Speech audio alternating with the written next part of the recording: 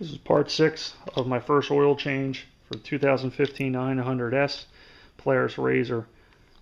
Apparently this is the only washer that is on the drain plug. There's no additional washer. I had checked on the pan itself and in the oil, and nothing else was found.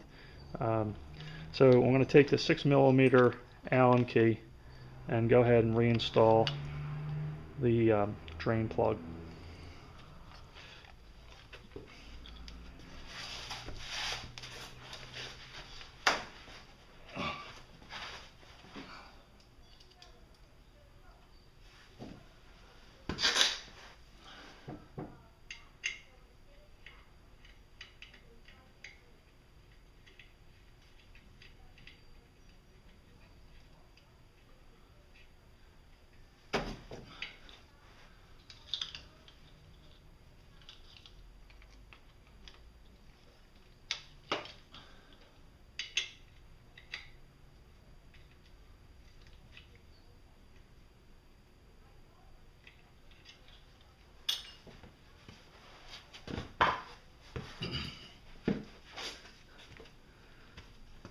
Okay, next point, I'll relocate the camera and we'll get ready to remove the oil filter.